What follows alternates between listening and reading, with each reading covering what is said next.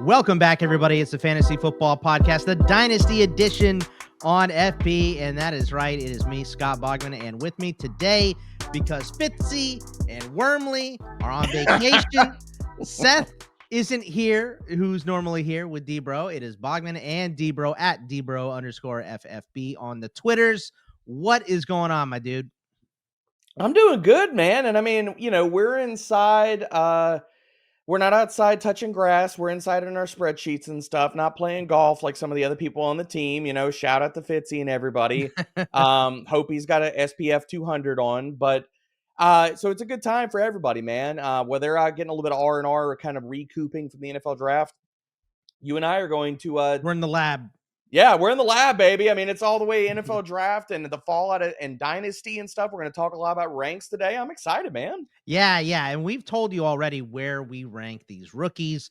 D-Bro and I are quite different on a couple. That's just the nature of the beast. That's how it is. But what we're going to do today is tell you where these rookies stack up for us in Superflex startup drafts. So in a Superflex overall ranking sense, we're going to give you where we have them ranked in the overall compared to the veteran players. So you know where they are going to fall. Now, let me tell you guys, before we get into the rankings this month, if you want a chance to win a signed Nico Collins Texans jersey for free FREE, courtesy of our friends at pristineauction.com, all you have to do is subscribe to the Fantasy Pros YouTube channel right now, drop a comment below on any video, and that's it. We will be announcing a winner right here on the channel, so make sure to turn on those notifications so you can know when new videos are up and to claim your prize. All right, D-Bro, let's dive into the meat here, and let's start with Ashton Jeanty. And I can tell you right now, we are both higher on Ashton Jeanty than the overall consensus ECR ranks. Still a little bit early. I think we have 30-ish, 25-ish people that have been ranking in ECR. But his overall ECR is 21. D-Bro, you are at 8. I am at 18. I think, you and I were talking about this before we jumped on here. I think you are higher on the rookies just in general than I am. Not every single one. There are guys that I'm higher on than you are. But I also, specifically in Superflex, I bumped those QBs up crazy. Like, I have 10 QBs before I have Ashton Jeanty. Just because, we talk about it. Fitz has brought up this point on the show many times. You have as well, that QBs are just impossible to trade for in a Superflex dynasty once, the draft is over. So you either have to draft them in a rookie draft or you have to overpay for them. So if we're starting up, I need to get me a quarterback, probably 2 in the first 3 rounds. So that's kind of where my head is at. But Ashton Jeanty is a super talent. You are higher than anybody in the world on him in a Superflex startup. So let's hear it. How good is Ashton Jeanty? I mean, I said it on the redraft FP show with Joey earlier, I think this week, man. Like, I just look at Ashton Jeanty. I think he's going to have Saquon Barkley type of rookie season. I think he's going to be a top 5 back from the word go. I look at it, and I know a lot of people look at Jeanty as, or just running backs in general, like whether you're doing a rebuild or whether you're, how do you want to build your team in a startup. I look at Jeanty as a foundational piece, and that's just he's a pillar. You want to start your team, and whether this is rebuild or startup, you want to have foundational pillars on your team, and that's what I think Jeanty is, man. So I think he's going to be amazing from the word go. I've got him as my RB3 in Dynasty. To your point, I only have 3 quarterbacks over him, and those are the elite tier guys that I look at with Josh Allen, Lamar Jackson, and Jaden Daniels. To your point, I still, because talking more about Superflex, like I still have 11 quarterbacks inside of my top 25 players. Yeah. So, I mean, it's good quarterback exposure. I think one of my shifts now, I will say I used to be a little more quarterback heavy in previous years, but as the quarterback landscape has kind of changed and just how we play Dynasty and stuff, me specifically, I've moved kind of quarterbacks. Like, I'm willing to pay up for those top tier guys and then kind of figure out maybe QB2 at times and stuff like that. But I still put a premium on them considering a format. But dude, Jeanty's awesome, man. Like, He is. I've got 2 running backs and 2 wide receivers over him outside of quarterbacks that I'm willing to take over him in Dynasty. So I'm drinking all the Kool-Aid. I think he's going to crush in year 1. And by the way, just to show you, with non-quarterbacks, he is my 8th overall player. So in regular PPR Dynasty, he's 8th. Yeah, so you just have the quarterbacks, like, that's what's Right. pushing him down the board. That's the whole meat and exactly potatoes of it. Yeah, and I'm still higher than consensus on him since consensus is 21.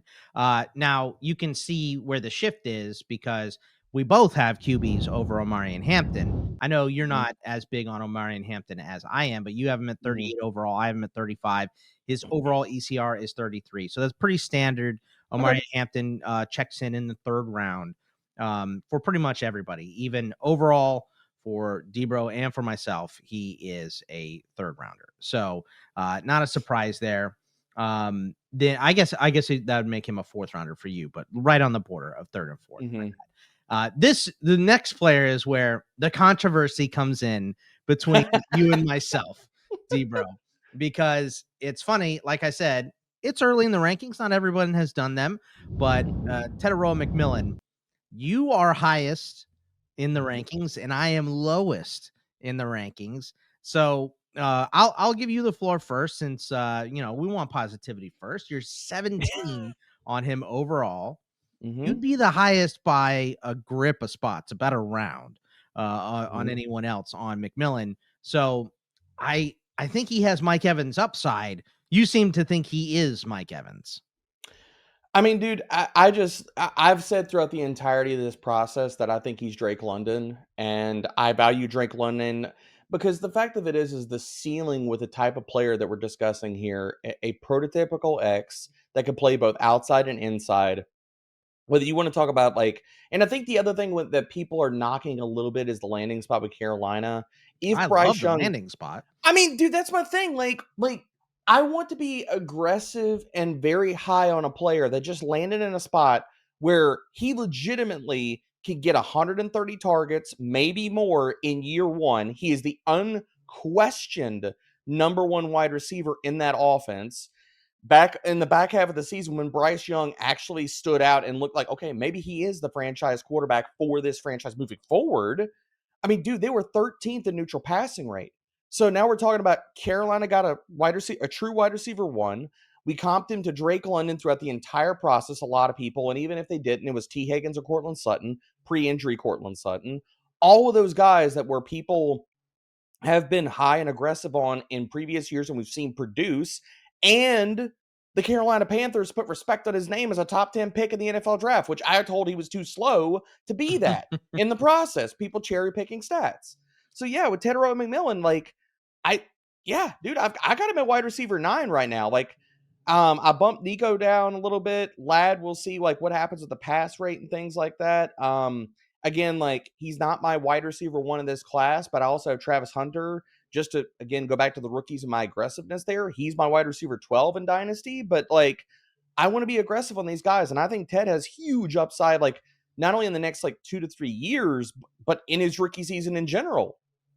Yeah. And I felt like I thought I was being somewhat high on McMillan, but I have him in. Where's ECR at? Like, ECR is at 41. So you're at 17. I'm at 57. So we are opposites. We're both pretty far from ECR on him, though. So to me, I have him in a grip of wideouts from 17 down to 26, really 16 down to 26. So 10, 11 wideouts here. And he's at the bottom of this tier for me because he's a rookie. I have Travis Hunter 1 pick ahead of him as well. My thing with Travis Hunter, I think Travis Hunter is better than this ranking in his skill, but that Fitzy point of, what if a new coaching staff comes in? He's playing better corner than he is wide receiver. Like, does he get pushed? So I have a little bit of that fear still in me on Travis Hunter. I think he's amazing. And I think the most likely outcome is he's awesome. So if you want to bump him up to where Debro has him at 29, is that what it was? Yep. Yeah. Yep. 29. You're not highest in the world, but you're 2 spots off. So if you want to bump him up there, I understand that. For me, it's the risk. Like, do I think McMillan's going to be great? Yes. I know that Devontae Smith is good. I know Mhm. George Pickens is good. I know Jalen Waddle is pretty solid. He had a bad year last year. But if you want to put him ahead of like Jordan Addison and you want to move him into that, Mhm. T. Higgins, Harrison, Wilson, JSN group, I'm okay with that. I think it's a Okay. little high since we haven't seen him yet. But I love the situation, as you mentioned. The Panthers did a great job in this draft, but that defense is not fixed. They're going to have to No. play point for point. Yeah. With most teams. And I think in the third, fourth quarter, McMillan is going to have some games that are absolutely enormous. So I do like him. I'm just not as high on him as you are. Same thing with Travis Hunter. I'm at 56. You're at 29. So we're a little bit closer. But, Mhm. the consensus is still 44. We're still both pretty far off of that. So Yeah. not surprising to see Travis Hunter have a wide range. I mean, he goes from 27 to 78 in his minimum and maximum. I mean, for Ted, it's 30 and 57. So the Yeah. gap is I think people narrower just, like, outside of you. to your point, they don't know what to do with Travis Hunter, and I'll give the bull case because I am high on Hunter. I'm dude, after the draft capital that Jacksonville sewed into him, I'm not worried about the corner stuff. Like I've done a total 180 on that, and I've come around on it because I was really worried about him playing corner, and we got marginal wide receiver production in year 1, year 2, maybe his entire career. Dude, I mean, just from the top down, like 100-foot view here, Bogman.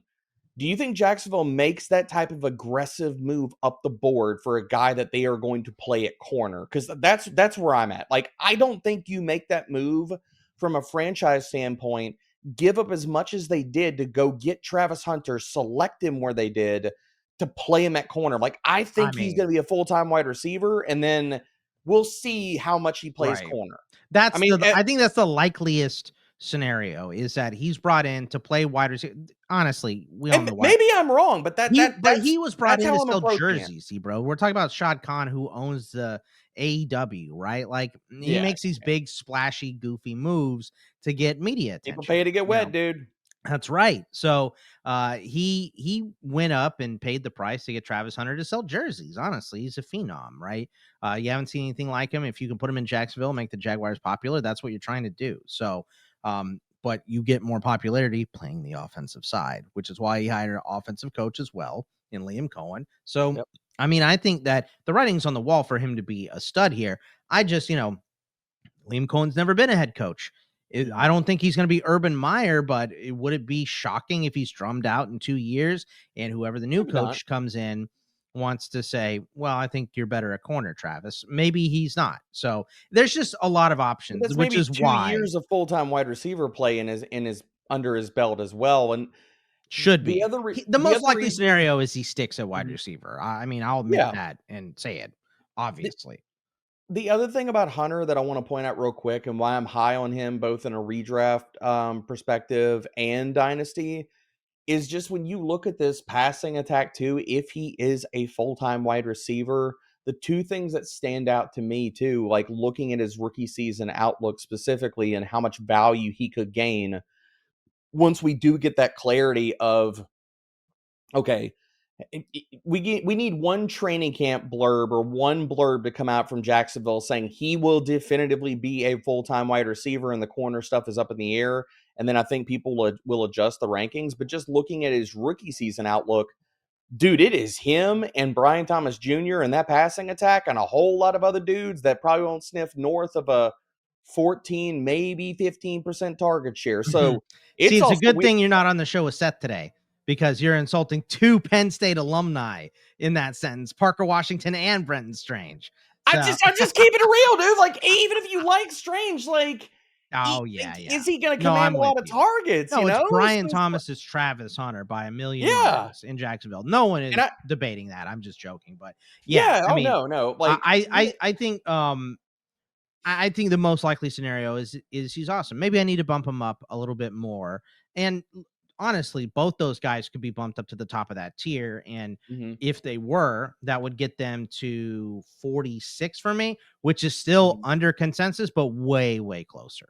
So, if you want to look at it through that lens of, look, this is my tier, just move them to the top of the tier, then they're way closer to consensus. But, you know, I like what I've seen from some of these other guys already. So that's all. Let's move on from Travis Hunter.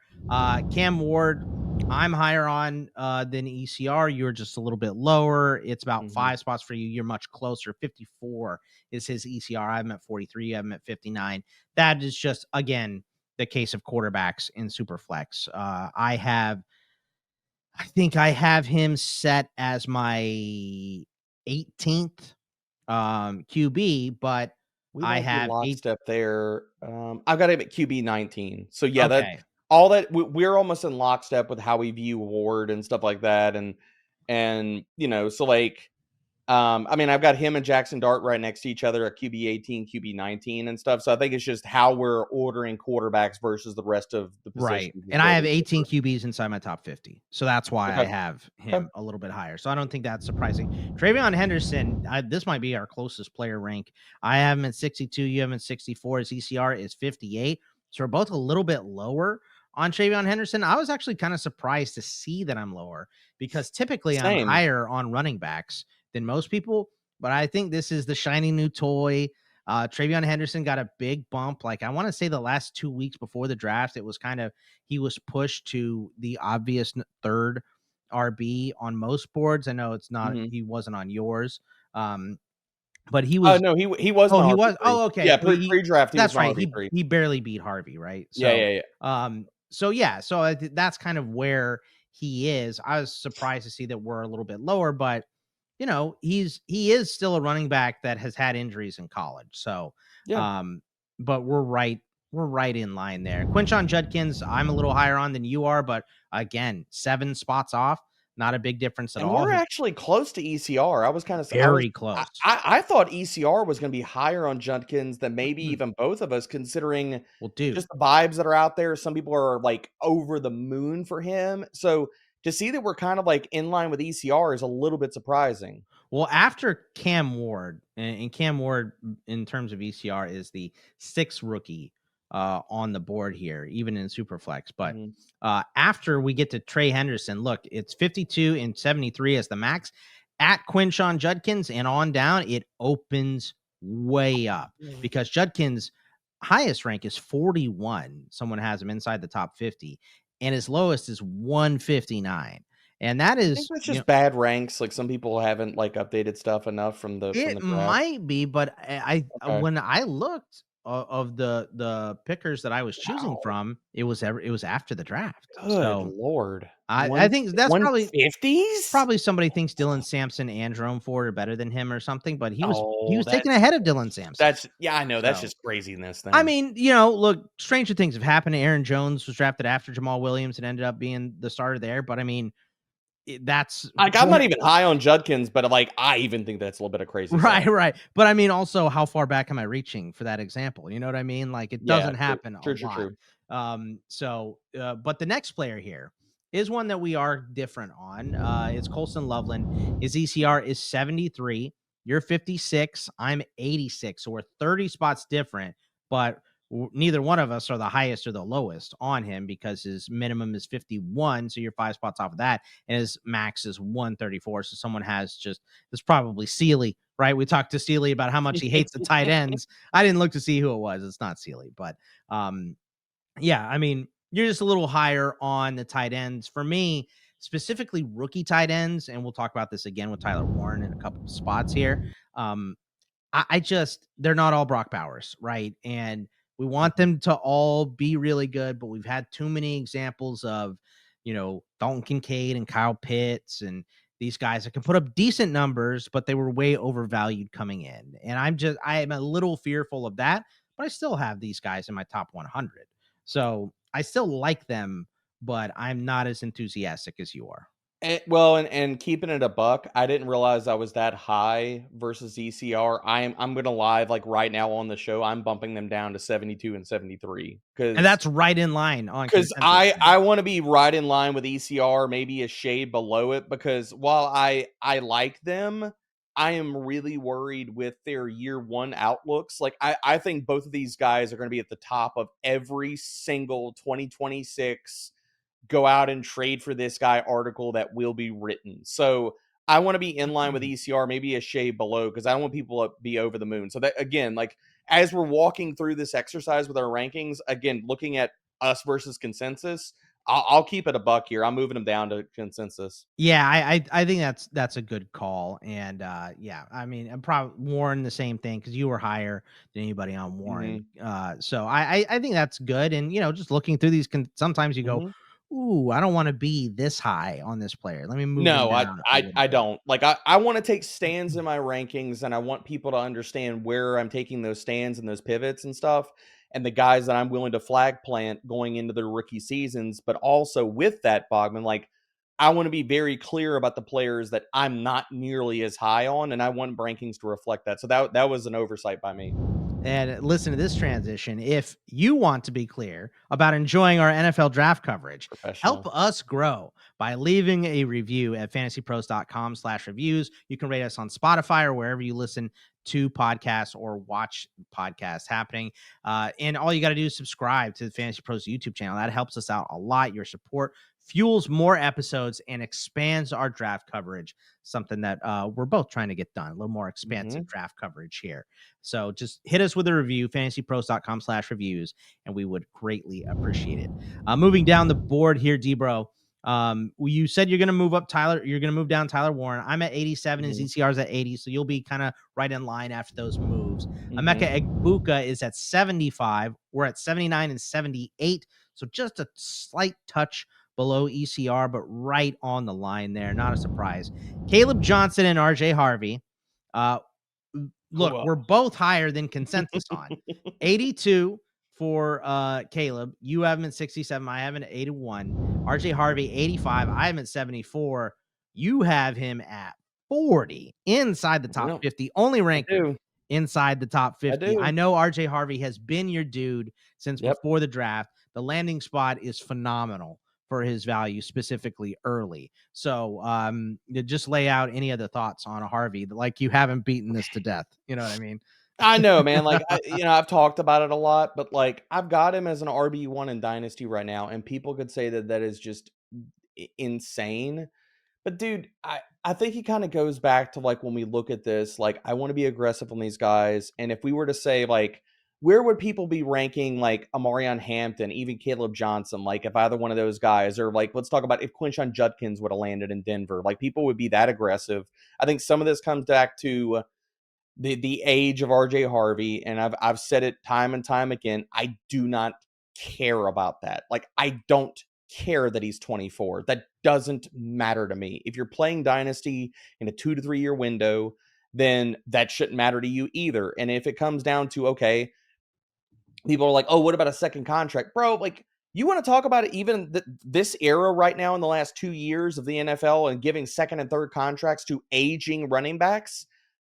That's a good thing. Like RJ Harvey coming out of his rookie deal being 28, 29, however you want to splice that, might not matter at all when the NFL is giving second and third contracts to Aaron Jones, Derrick Henry, all these other guys. Like Saquon Barkley's getting extension upon extension. And this just goes back to if he's good and he does hit the ground running and he is that dude, he's going to earn a second contract. Who are the running backs or another team? So who are the RBs that you have him around in your rankings? Because I'll just tell you, I have him. It was so tough for me, but Derrick Henry, CMC, and RJ Harvey, I have him right below those guys. I could easily push him ahead of those guys. Wouldn't be surprising. But then I have RJ, I have Kaleb, and I have, obviously I'm a Skattebo fan. I have Skattebo at 19, 20, 21. And then I have like Kamara, who's long in the tooth. Joe Mixon, Chuba's only done it for 1 year. Montgomery's on his way down. Pacheco's coming off an injury. Like I have him ahead of that group.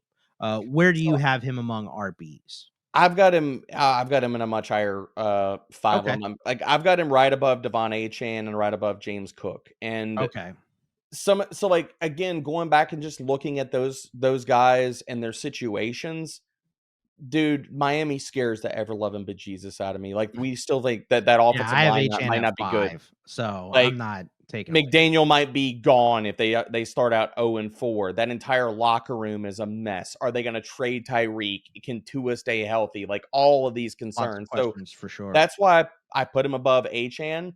And James Cook is going into a contract season. We don't even know if he's going to be a freaking Buffalo Bill. We don't know if Ray Davis plays more of a role. Like, was it awesome for James Cook?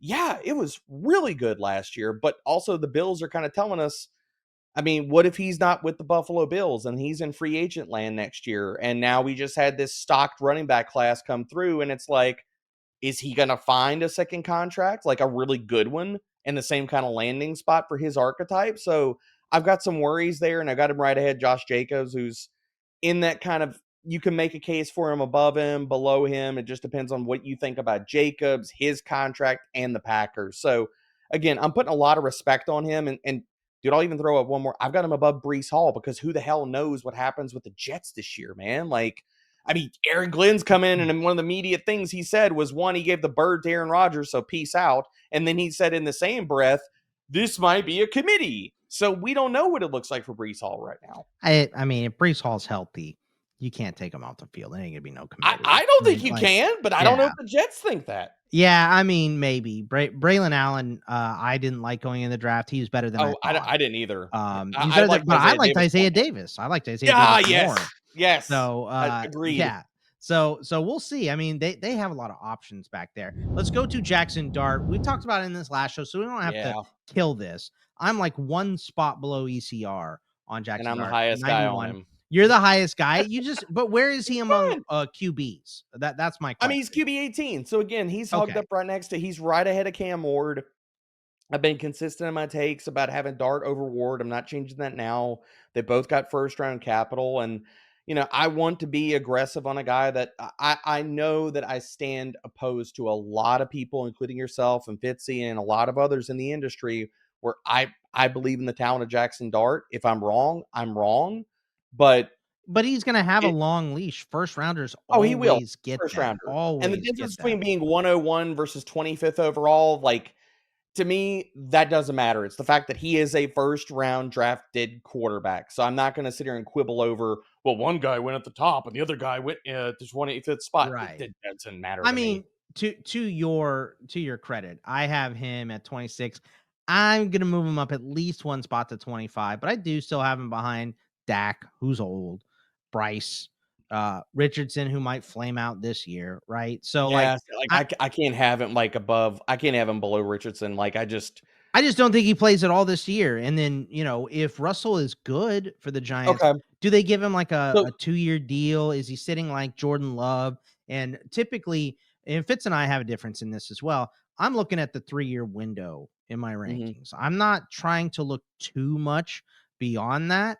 Because I mean, how many leagues have you been in, D-Bro, that disband after 5 years? Yeah, exactly. Years, people are like, oh, I get this player for 10 years. Bro, that's if your league lasts that long. And that's a realistic thing to think of, too. It's not, you know. There's some startups that, the next year, you have, maybe 3 orphan teams in the league after 1 year, and 2 or 3 teams suck, and they all leave. I'm in a couple dynasties that started when Welsh and I began ITL. So they are years deep. So sometimes it works out for you, but not every time. So I just, I try to get my money early in dynasty leagues. That way I'm paying everything off with my winnings from the first year. I think one of the other ways, and you brought this up, Bogman, is how we're approaching Dart specifically too, is I think there's more of a chance he makes meaningful starts this season because we've seen Russell Wilson. Yes. That's another division here. Yeah, absolutely. I don't think he sits the entire year. I think that what the team said coming out of the draft, they're like, oh, Russell Wilson. Basically, they said Russell Wilson is the QB1 now. That doesn't mean he'll be the QB1 maybe even when we get to week 1. Now, I don't think that I don't think Jaxson Dart is starting in week 1 under center. But how many weeks does it take for Russ to look like the cooked version of himself at the end of the year last year with Pittsburgh, where basically dude, the only thing in his repertoire nowadays is we know he's not going to utilize the middle of the field. It's either he's checking down to the running backs or he's throwing the deep ball. He doesn't have the mobility to really do a whole lot on the ground anymore and buy time and do the backyard ball stuff anymore. He just doesn't, man, at his age. Yeah, look, I don't think that Russell Wilson is keeping Jaxson Dart off the field very long. No, I do think Dart will be QB2 over Winston because, bro, You want to talk about Brian Daboll turning like 7 shades of purple and red the first time Winston does something Winston-ish on the field and throws a pick, Pick and Brian six. Daboll's like literally chucking the clipboard at him? No, I Yeah. can't. That's why Winston, I look at this as Dart gets on the field year one. When that happens is totally up for debate. And Winston is the QB3 walking into week one is how I'm projecting it. Yeah, I think it's Jordan Love and Patrick Mahomes, like the guys that didn't make starts before week 10, picked in the first round. You know, in a long time. I'm probably missing somebody in there, but you know, a lot of these first rounders end up making starts. I just think that the Giants are one of the few teams, like, if he doesn't absolutely kill it in camp and offseason, then Winston is number 2. So if Russell sucks or gets hurt before week 10, then it is Jameis. So it all depends on what Dart looks Could be like wrong. to kick off the year. But before we move into a grip of wide receivers to talk about here, I got to tell you guys, by now, most of you have probably heard of Reality Sports Online, the powerful fantasy sports platform where owners get to build and manage their fantasy team like an NFL general manager. But the question is, have you tried it? It's time to go see what all the buzz in the Dynasty community is about. Free agency, multi-year contracts, a rookie draft, multi-team trades, franchise tags, contract extensions, first-round rookie options, automated contract and salary cap functionality, and much, much more. If you think it sounds complicated, it's not. The best thing about Reality Sports Online Fantasy Front Office is that it doesn't take any more time than a standard league. It just requires more strategy. If you think you're among the fantasy elite, this is the platform to test your mettle. If you're still not sure, you can test your general manager skills for FREE free in a mock free agency auction. If you like what you see, use a promo code FantasyPros to receive a 10% discount on your team or league today. That's promo code FantasyPros to receive a 10% discount on your team or league today. Fantasy just got real at realitysportsonline.com. All right, D-Bro, let's talk about some of these wideouts here. Matthew Golden, we're both higher than consensus on 76, Oh, really? 83. His ECR is 94. I am not the highest person on Matthew Golden, surprisingly. I'm not either. I'm surprised I'm above ECR, to be honest, dude. I know, 83. Okay. You're still a little bit below me, but somebody drug him all the way down to 202. So yeah, it's fair. We'll see what happens there.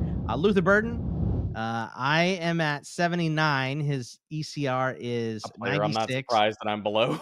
You were at 126, but you're not even Yeah. close to the lowest either. And his ECR is 96. So you are 30 spots down on ECR.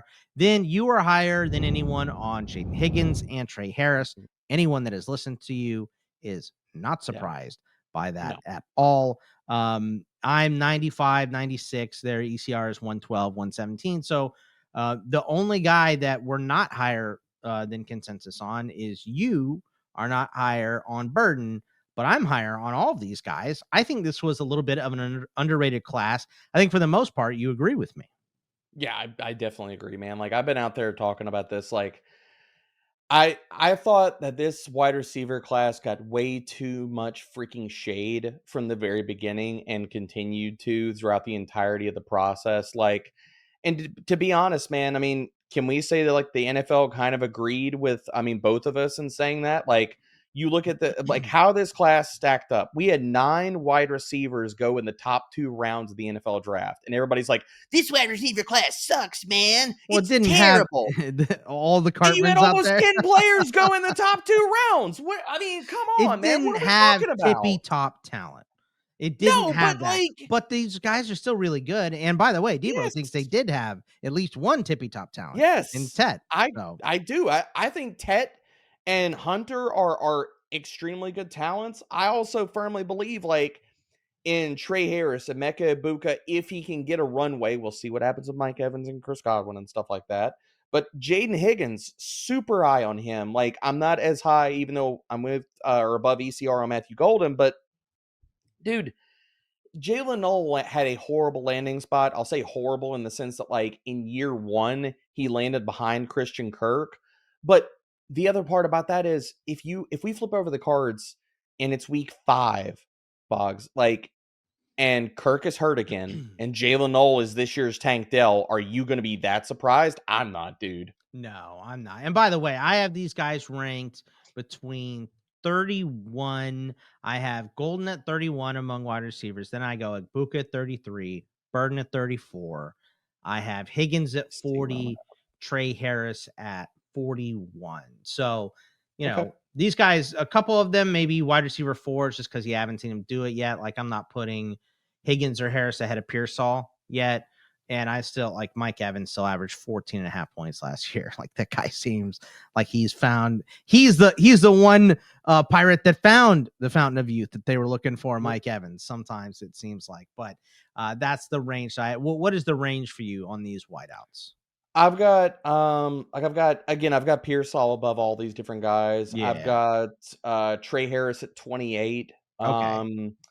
I've got Higgins at 33, Egbuka 34, Golden 35. So they're wide receiver 3s. They're like, you already have your 2 top guys. Yes. And this is where I'm taking kind of my shot. Yes. And then, you get I've got Noel at 44 and I got Besh at 45 and Burden 46. So like you and I are like, the ordering of how we got these guys and where that stacks up versus the overall is different. But how we're sorting these guys that we have in our rankings around those spots we're pretty much in lockstep the way we're doing that, unless I miss something. No, I think our process is fairly similar. Let's go to a couple running backs here because I'm higher than anybody on one.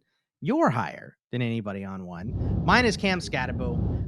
Let's just do this. I'm not that far behind you. You are not. I want to point that out. You might be number 2. I have been labeled a Skattebo hater, so I want to point that out. I think I gave you that label, by the way. Yeah, I know, and a little too high, and that's fine. I was below on him throughout the entirety of the process because I was like, with the testing and everything, I could see a team loving him, and maybe he goes in round 3. I also could see him being Tyler Algier or anything like that, and him going around 5. Mm-hmm. So, like, the fact that he goes to round 4, and where do you have him in your running back rankings? That's what I wanted to ask you. Overall. 21st is where I have him. Okay, I'm not RB2. Far behind. See, I've got him at 24. So, he's RB2. A top 24 running back. I got him as an RB2 in Dynasty. So look, and we both have him above Tracy, right? Like, you have him above Tracy? I have Tracy at 28. And I'm even lower. I got Tracy at 36. So I'm saying I think there's a divide, and I think Skattebo is going to be their lead back. I'll tell you this. So one thing I like about Tracy, right, is that you can put him at wide receiver. He can play the slot. So he played the slot at Purdue. So I do think his value lowers. Maybe not crazy. I'll say this. Devin Singletary seems to ruin somebody every year, and he's still in New York. Tracy. I bet you it's Tracy. Look, if Tracy fumbles again, he's out of the rotation, and Cam Skattebo's the guy. He fumbled too much. That's why they took Skattebo. He fumbled too many times. Agreed. And Skattebo is actually good in pass pro. So, like, I think Skattebo is going to be their 2-minute back, not Tracy. And a lot of people will be like, well, the pass game utility. Bro, if you can't block, you're not the 2-minute back. Like, that's straight up. Absolutely. Now, you are higher than anybody else on Bhayshul Tuten. Also, not a surprise if you listen to D-Bro. No, not a surprise. Before, I'm lower overall. His ECR is 128. I'm at 138. So I'm about 10 spots off, but pretty close for a guy going this late. You're at 89. You got him in the top 100. I've got him at RB 23. I got him right ahead of Skattebo. I have him at RB 40. So I have him below. You knew, like Bogman, Ray Davis and Benson and guys like that. If we fast forward to week 1 and Bhayshul Tuten is, I'm not even going to say let's not even go through with he is the clear starter. Let's just say he's the 1B. It's him and either Tank or Travis Etienne. Like he has topped one of those guys in the depth chart. He's going to be maybe the 40, maybe the 50% guy in that backfield. In this fictional reality I've created for us, where would you move Tuten up to if you knew those things right now? Because I know we're doing this really early. So I think there's one thing that would boost him significantly in my rankings, and that is if they trade Travis Etienne. Okay. Because I still think Travis Etienne is the best back among all of these backs, including Tuten.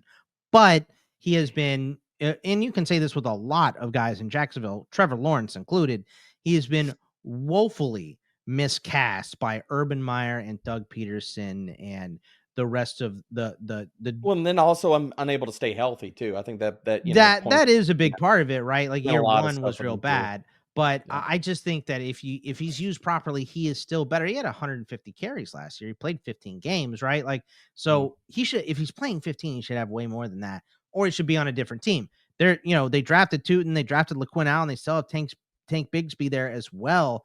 they have so many RBs. Travis Etienne is a guy that could easily get moved. So we just saw George Pickens Dallas get needs to traded be the on other the day. phone.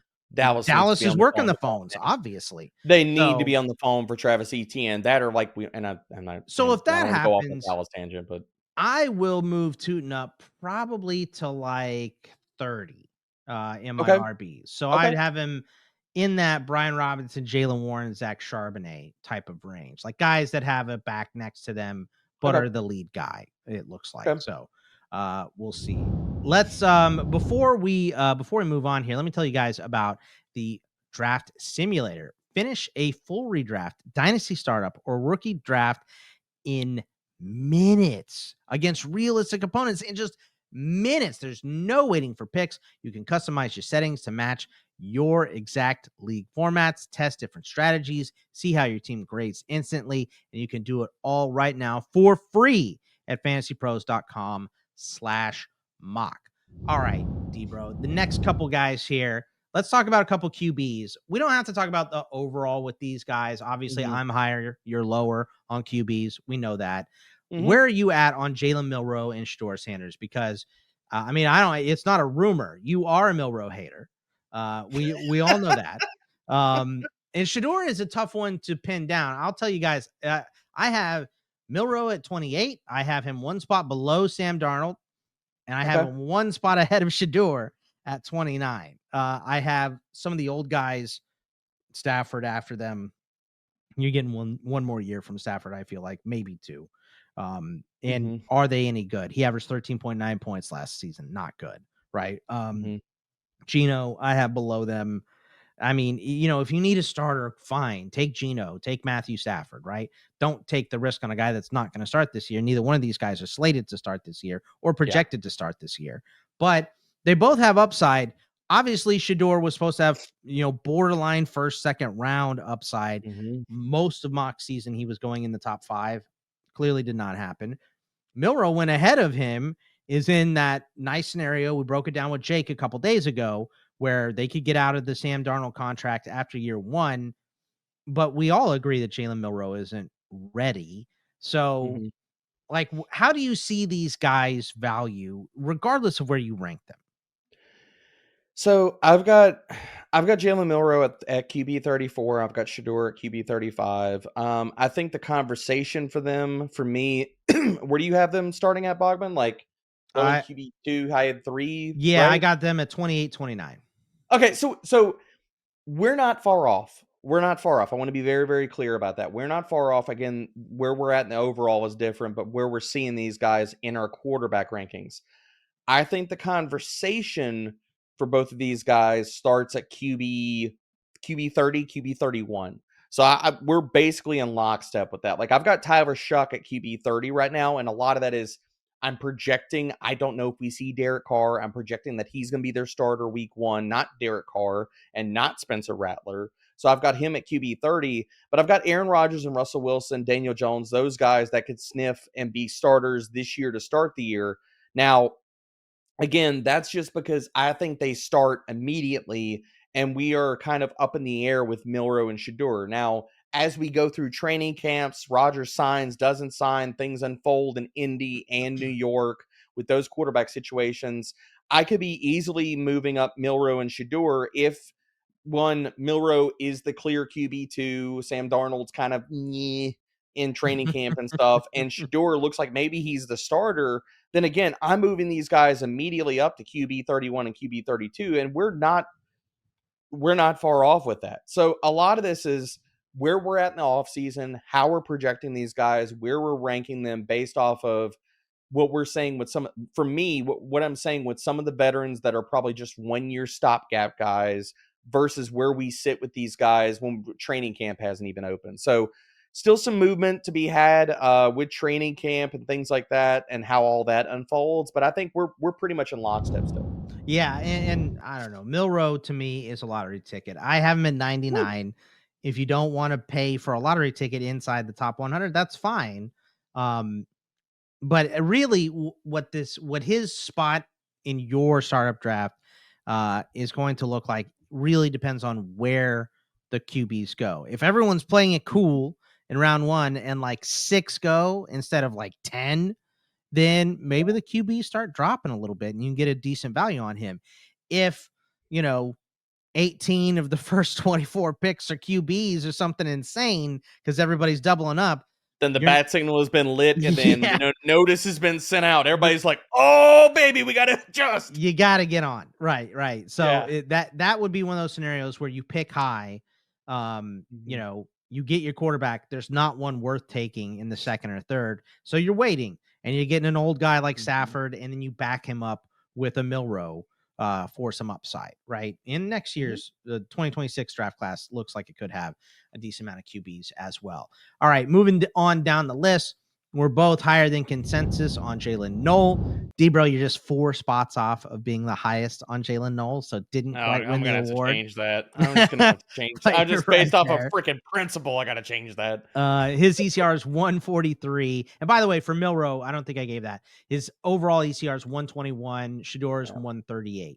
So, both above 150, but well below 100. I'm the highest on them. I'm the highest on Milroe. But Jaylin Noel, Jack Besh, 143, 144. We're both higher on these guys. I'm like right on ECR 37, 35. You're 113, 114. So just a couple rounds higher. You'll see this in my rankings. We talked about it in the rookies the other day. But like Mason Taylor, I have a 178. His ECR is 147. You're a little above. I'm pretty far below. But you'll notice that I'm low on Arroyo. I'm low on Fan. Yeah, we talked about this with tight ends. I'm just lower on tight ends. Where is Mason Taylor in your tight ends? Because to me, like I have Loveland and Warren at 4 and 5, right? So they're not deep. Okay, so I have them at 5 and 6. Okay. Where do you have Taylor at? I have Mason Taylor at 16. So I've got him at 16 too. So that's just how we're ordering stuff. So I have, and this is something that I noticed too that I wanted to point out, because if people are doing startup drafts for these tight ends, I think that there is a magical and wonderful sweet spot for 3 or 4 different tight ends, specifically Elijah Arroyo, Terrence Ferguson, Mason Taylor, and Harold Fannin Jr. And how I'm approaching them both in rookie drafts and startups and rankings is Mason Taylor, one, I'm not huge on the talent. I'm not huge on the upside. I think his athleticism and or lack thereof and his analytical profile, coming out of LSU really kind of lacked a lot of things to be desired, to project him to be a high-end tight end. But the thing that I think Mason Taylor has really going for him in year one, I think he's going to walk in and be week 1 the clear starter in that offense and be an every down player. And number 2, bro, there's nobody to get targets behind Garrett Wilson there. So I look at Mason Taylor. Trade Lazard to Pittsburgh, by the way. We shall see. When your team signs Aaron Rodgers, Allen Lazard's probably he's packing his bags, baby. Maybe Randall Cobb shows up in Pittsburgh too. Who knows? We shall see. But I look at Mason Taylor as I think his path to targets and a lot of volume and relevancy is just clear as day for year one. But because I think his overall upside is capped, I would be looking to trade him away after year one.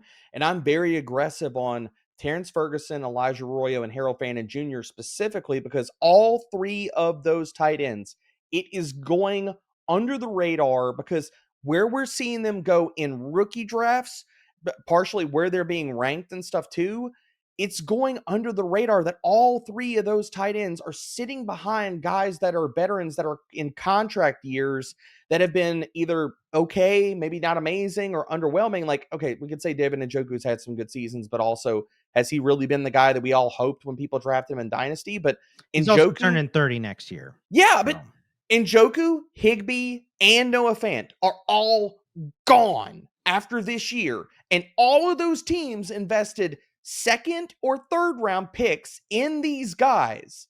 And 2 of those 3 guys have high-end athleticism. And the other one has basically been bucking the trend of athleticism. And he had a ridiculous analytical profile. So those guys specifically, and I've got them ranked, Arroyo is at 14, Ferguson 15, Taylor 16, and I've got Fannin at 19.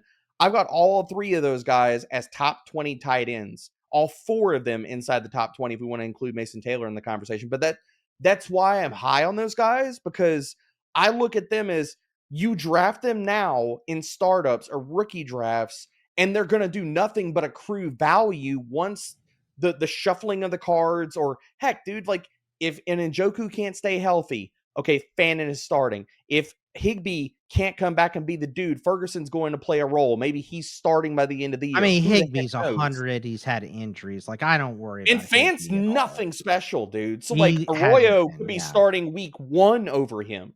So, Yeah, again, that's why I'm Arroyo, aggressive on these dudes. Where do you have them ranked? I have them pretty similar, dude. I have Taylor at 16, Arroyo at 17, Ferguson at 18, and then Fannin at 25. So I mean, so we're Fannin, like almost in lockstep, just where we have them in the overall. We're exactly. hand holding in the rank. And Sealy, you and I spoke about this in the last pod, and it's that I think that sometimes we roster too many tight ends. If you have Brock Bowers, you need one other tight end, right? You need a backup That's for fair. when he has a bye week and he gets injured. They're so cheap in Dynasty. Those are the only times you're playing them. Look, if we're talking tight end premium, that's a different scenario, right? I'm probably taking a bigger swing on a guy like Harold Fannin in a tight end premium. He's not, tight end 25 to me. He's probably closer to tight end 15 just because he does have all of that athletic upside.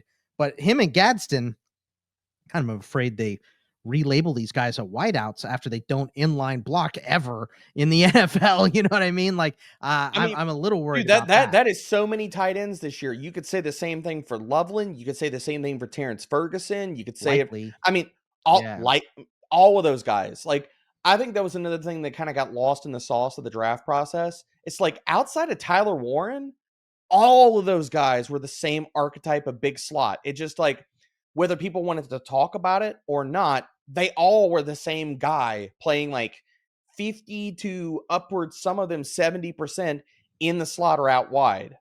I can see some of these guys lining up in the slot. Fannin ain't lining up in the slot. No. Or I'm sorry, in line, not in the slot. They all line. Yeah. Fannin's not gonna be in line. He ain't gonna be in line at all. Let's talk about some guys that we're higher on than anybody else, right? Like you're a little higher on Tyler Shough than anybody else, and obviously Jarquez Hunter. So where is Shough? And by the way, I was surprised to see I'm higher on Shough than ECR because his ECR is almost 200. 199. That's so you have him at 121. I have him at 162. I don't even like him, but he's still same. That's just the QBs. Same. To me, that's just playing into the format. Like to me, it's just like whether I like him or not. Like, and I know we kind of push back. I kind of push back with Jake about this. It's like, dude, like whether we can divide and talk about the fact of like how high his ceiling is or not. The fact that he is still probably going to make starts for the Saints this year, if not maybe their week 1 starting quarterback, depending on what we hear about Derek Carr, and he got second round draft capital. Like, I'm not saying that he should have been a top 40 player in the freaking draft. I am out on Saints fandom and Mickey Loomis until he is gone because of this pick, because of one of many horrible reaches in that draft. But looking at Tyler Shough, he's still a second round drafted quarterback. And if he makes starts this year, that ranking in ECR is absolutely ludicrous. Yeah, I think so too. Let's go position by position here. Will Howard, McCord, Dillon Gabriel, Quinn Ewers. If you have to take a flyer on one, who's it going to be? Probably Howard, only because we don't know what's going on with Aaron Rodgers. We both don't care about Mason Rudolph. If Aaron Rodgers doesn't sign there or they don't trade for Kirk Cousins, you're looking at a battle between Mace and Rudolph for the starting job. So, like, there's an out there. Dude, tell me you don't like any of these guys, really? No, I don't. Like, that's fair to me. And well, the other side of this too, Bogman, is like I value draft capital and the opportunities it gives you very highly for quarterbacks. Quarterbacks are expensive. So it's like if you're not getting top 2 round draft capital, I'm probably burying you in most aspects based off of being a quarterback, because the chances you're going to get, and if you're a multi-year starter, you're going to be an outlier if that even comes to fruition. But can we also have a conversation? Do you think Dillon Gabriel is a serious starter in the NFL? Because for the life of me, I cannot see it happening. I think Dillon Gabriel's Chase Daniel. I see. I think he's a backup. I don't think he makes meaningful starts. Like, I don't understand why the Browns picked that dude in the 3rd round when I stood on the field at Senior Bowl and I'm freaking taller than him. And there is no way I need to be standing in the pocket of an NFL offense, because I can promise you I'm not seeing over the offensive line. Listen, I'll Okay? say this for Dillon Gabriel, right? More I starts like than the guy, but any QB coming into the NFL in college Mhm. ever.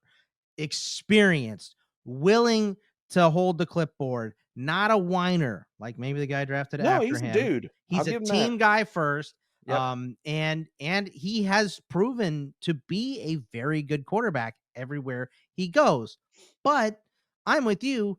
That's Chase Daniel to me. That's a really Yeah. good backup for a long time. Yeah. He is whoever is the starter for the Browns for the next foreseeable future. If it's Sanders, if it's whoever they draft next year, whatever it is, whoever they sign next year, he is the guy behind them. He's your handcuff to that person, is how I see it. Yeah. So we'll see what He's not the happens. starter or a multi-year starter. Like, I don't think that, like, either one of us are looking at him that way. Like, I I'll just you made a good ugh. point on Will Howard. I'll throw a little love for Quinn. I think he could push Zach Wilson immediately for Mhm. that job, and Tua is one hit away from going, Yeah, from that's being fair. done. That's So fair. I'll throw a little love out for Quinn since we're talking super flex. Running backs, I'm higher than anybody on Jaydon Blue. Not a shock. I have him as my 42nd running back. I have him ahead of some questionable wide receivers and running backs near him like Corm and Giddens. The next group of running backs I have from 182 to 187. That's like Jalen Wright, Braden Allen, Tyjae Spears. I have him ahead of those guys. Maybe it's Okay. not fair to have him ahead of those guys, but that's where I have I him. mean, I've got him at 49. I have him right behind all those guys. So, like, you tell me, like, there's one positive camp blurb, like, I'm bumping him up too. So I don't Right. disagree with that. That's Right. projection. So Let's see. I think so. I'm also higher than anybody on DJ Giddens. You've heard me talk about DJ Giddens. where do I you have him at? Because I got him at RB 51. I have him one spot below. I have him one spot below Blue over here. Okay. So So I mean, we're within shouting distance of each other too. that is, or a couple spots. So RB 44 is where I have him. So not crazy on him as an RB 4. Then Jarquez Hunter. Obviously, you've talked a lot about him. After that, it's just, we're low. Like, I don't put guys like Jalen Lane and Quinn Allen. You're No. higher on like Ty Felton. That's a good spot to be in. Gunnar Helm, you're a little bit higher on. Dante Thornton, you're high man on. So a couple I guys. got a guy I want to ask you about, because Sure. I am so I just moved him up live on the site, or live on this show right now, like to RB 53 right now.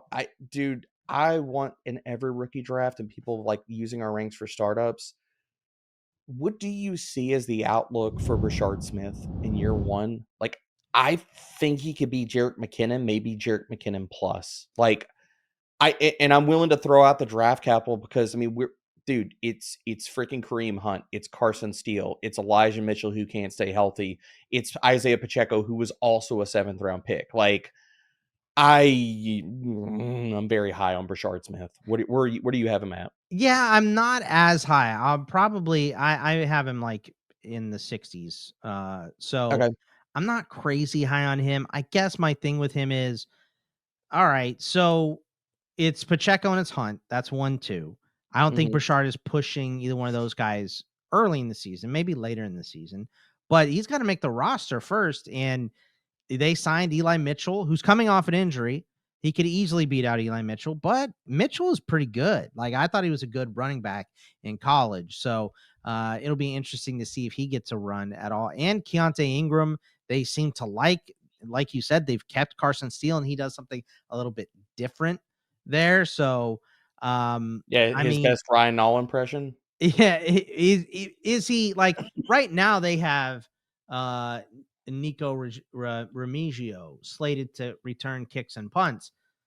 That might be Brashard Smith's It path might be to Brashard. Yeah, uh could be.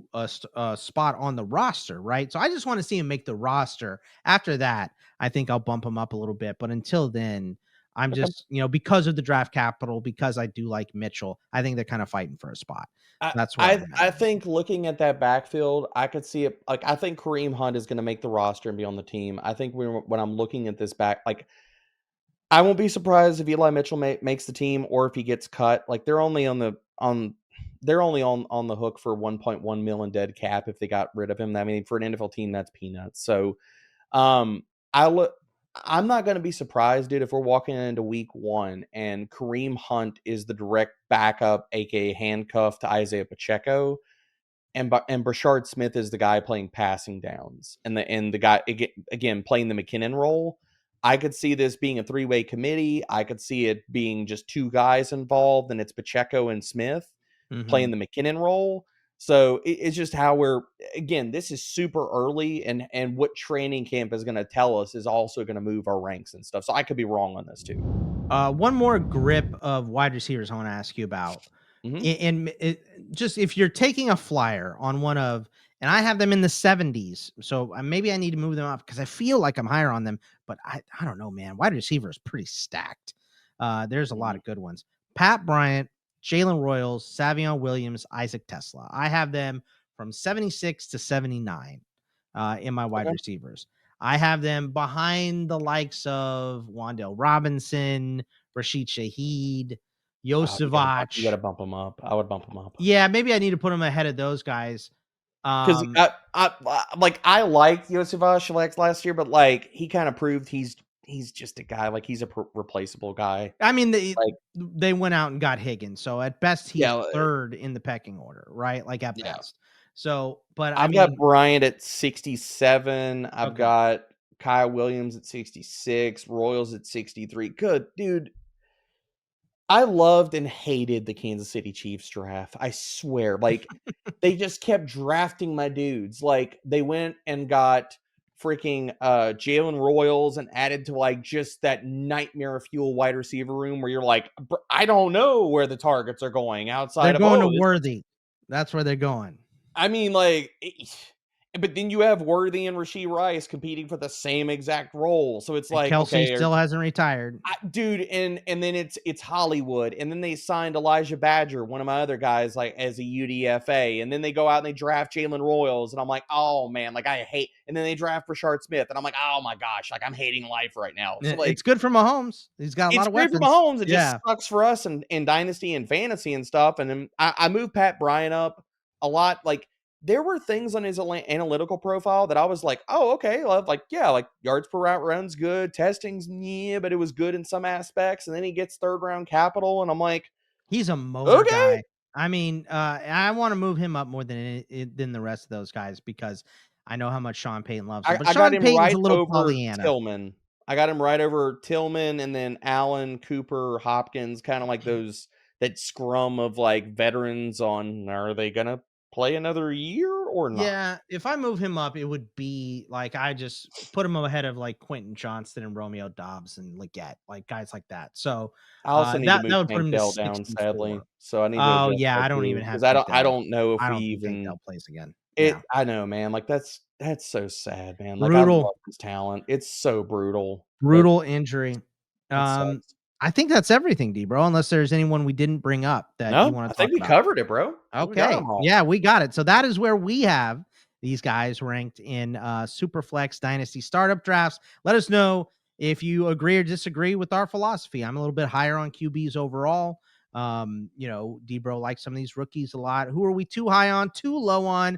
Who do we not talk about more that you wish we would have? Drop it in the comments. We appreciate your feedback.